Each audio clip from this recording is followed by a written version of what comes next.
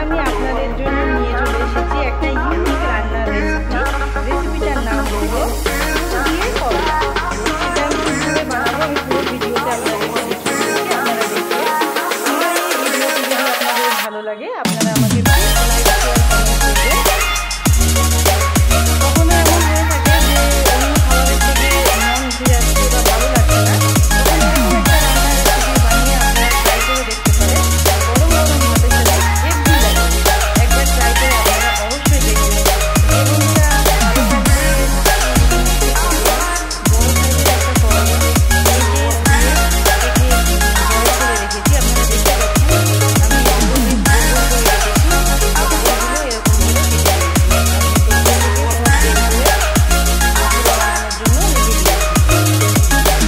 এবার আমি দেখাচ্ছি মশলার জন্য আমি কি কি নিয়েছি। এখানে নিয়েছি করলার বীজ, যেটা আমি বের করে রেখেছিলাম। এখানে নিয়েছি আমি কিছু পরিমাণ রসুন ছুলে রেখেছি। এখানে নিয়েছি আমি 8-10টা মতন কাঁচা লঙ্কা আছে। এখানে নিয়েছি আমি দুটো মাঝারি সাইজের টমেটো, আর এখানে আমি নিয়েছি 3টে মাঝারি সাইজের পেঁয়াজ, যেগুলো আমি কেটে পিস করে রেখেছি। আমি এগুলোকে এখন গ্রেট করে নেব। মশলাটা আমার রেডি হয়ে গেছে, এখন আমি মশলাগুলোকে ভেজে নেব। গ্যাসে আমি কড়াই বসিয়ে দিয়েছি, কড়াইটা গরম হয়ে গেলে আমি সরষের তেল দেবো। আমি রান্নাটা আজকে পুরো সরষের তেল দেবো। কড়াইতে আমি সরষের তেল দিয়ে দিয়েছি 3 টেবিল চামচের মতো। তেলটা গরম হলে আমি এতে ফোড়ন দেবো। তেলটা গরম হয়ে গেছে, আমি এখানে 1 চামচ কালো জিরে ফোড়ন দিয়ে দেবো। আর দিয়ে দিলাম 2টো শুকনো লঙ্কা আমি মাঝখানে দিয়ে রেখেছিলাম।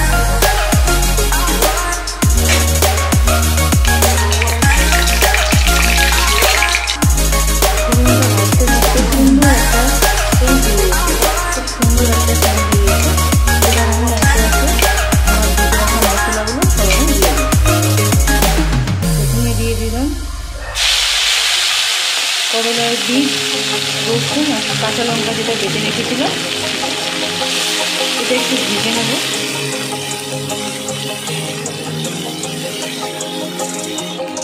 এবার দিয়ে দেবো পেঁয়াজ, যেটা গ্রেট করে রেখেছিলাম, এটাকেও একটু ভেজে নেব।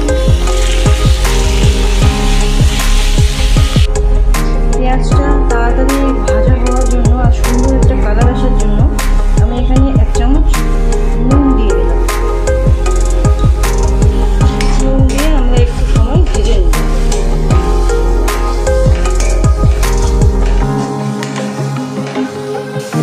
ভাজা হয়ে গেছে, এবার আমি বেটে রাখা টমেটোটা দিয়ে দেবো। দিয়ে মশলাটাকে আবার কিছুক্ষণ ভেজে নেব।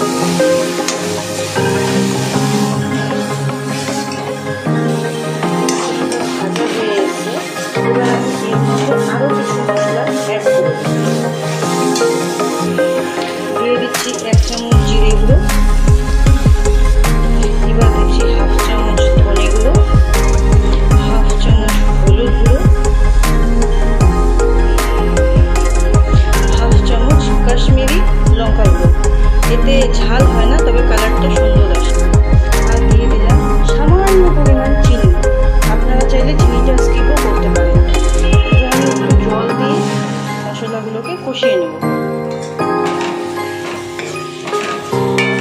ভালো করে কষিয়ে নেব। যতক্ষণ মশলার গা থেকে তেল না বেরোবে আমি ততক্ষণ মশলাগুলোকে কষিয়ে নেব ভালো করে। মশলাটা ভাজা হয়ে গেছে, এখন আমি মশলাটাকে একটা পাত্রে নামিয়ে নেব। মশলাটা আমি নামিয়ে নিয়েছি, এবার আমি মশলাটাকে করলার ভিতরে ভরব।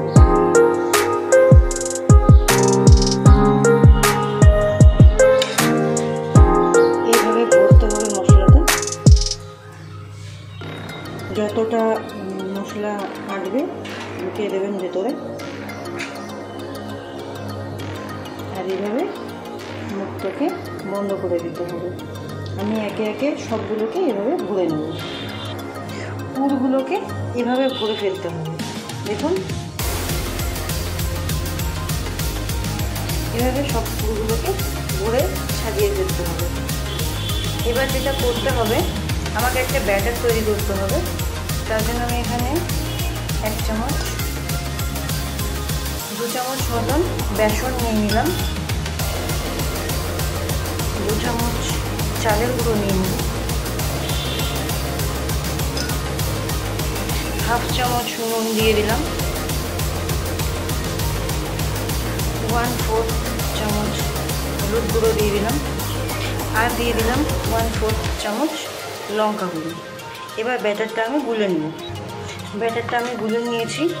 একদম পাতলাও করবেন না, একদম গাঢ়ও করবেন না, মিডিয়াম সাইজে যে এরকম দেখতে পাচ্ছেন এরকম হবে ব্যাটারটা। আমি আবার ওই একই কড়াইতে সরষের তেল দিয়ে বসিয়ে দিয়েছি, তেলটা গরম হতে দিয়েছি। এইভাবে আমি ব্যাটারে মাখিয়ে এবার আমি ভেজে নেব। এইভাবে এখন ভেজে নেব।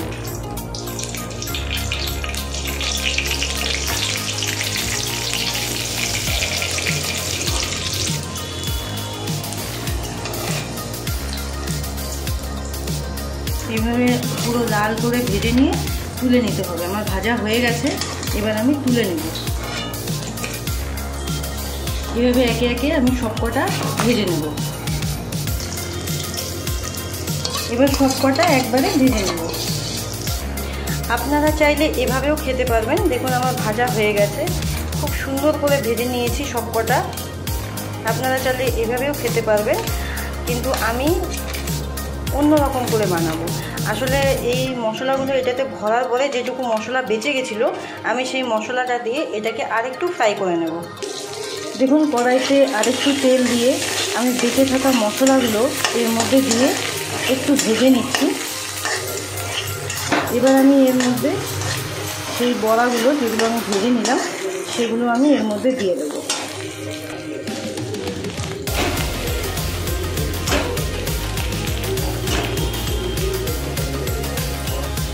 দেখুন আমার রেসিপিটা অলরেডি কমপ্লিট। এখন আমি এটা গ্যাস অফ করে দিয়ে নামিয়ে নেব। গ্যাসটা আমি অফ করে দিলাম। ঝটপট হয়ে গেল আমার এই রান্নাটা। দেখছেন কত সুন্দর লাগছে। আমার ভিডিও ভালো লাগলে প্লিজ আমাকে লাইক, শেয়ার, সাবস্ক্রাইব করে দেবেন বন্ধুরা। Thank you.